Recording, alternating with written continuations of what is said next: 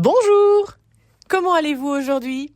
Je vous retrouve pour une nouvelle vidéo grammaire. Aujourd'hui, on va clarifier une question très fréquente. Quand utiliser le passé composé et quand utiliser l'imparfait? Ce sont deux temps du passé, mais ils ne servent pas du tout à la même chose.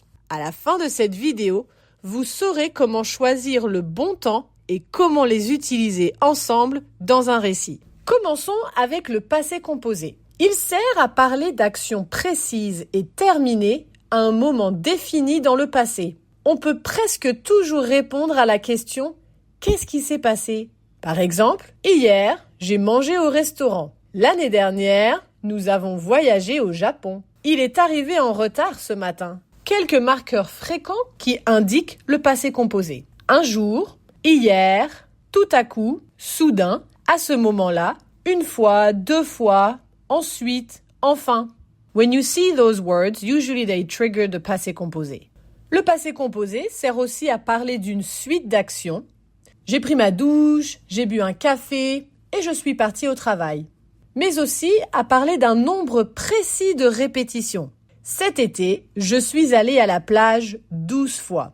Because there is a precise number of repetition, that's why you need to use passé composé. Often but not always, le passé composé is the simple past in English. I went, she called, they arrived, but not always. L'imparfait, lui, sert à décrire un contexte ou une situation dans le passé. Il faisait beau, la mer était calme. Il sert à parler d'habitudes ou d'actions répétées. Quand j'étais petit, je jouais souvent au foot. Here you don't have a precise number of repetition and that's why you're using imparfait. Et pour finir, à présenter des actions en cours quand un événement arrive. Je lisais un livre quand le téléphone a sonné. Des marqueurs fréquents, that trigger the imparfait. D'habitude, chaque jour, chaque semaine, chaque mois, souvent, toujours, le lundi. So whenever you have an article in front of a day of the week, that means every Monday. Autrefois, en général, parfois, tout le temps. L'imparfait is almost the equivalent of I was ing. For instance, I was reading a book when the phone rang. Or I used to. When I was younger, I used to play soccer. Attention, l'imparfait sert aussi pour exprimer des sentiments, des opinions ou des états mentaux. Je pensais qu'il avait raison. Elle voulait partir, mais elle avait peur. Regardons maintenant quand les deux sont ensemble, souvent pour construire un récit. Très souvent, le passé composé et l'imparfait se mélangent dans le même texte. Le schéma typique, l'imparfait décrit l'arrière-plan, le décor, les habitudes, ce qui dure. Et le passé composé marque les actions principales qui font avancer l'histoire. The passé composé move the story forward, but the imparfait is more the background. Donc par exemple, il faisait beau, les enfants jouaient dans le jardin. Tout à coup, un orage a éclaté et tout le monde est rentré à la maison. On peut voir ça comme ça. L'imparfait, c'est la photo. Le passé composé, c'est le flash.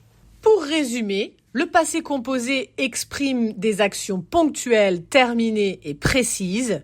J'ai fini mes devoirs hier soir. L'imparfait exprime plutôt le contexte, l'habitude, la description, les actions en cours.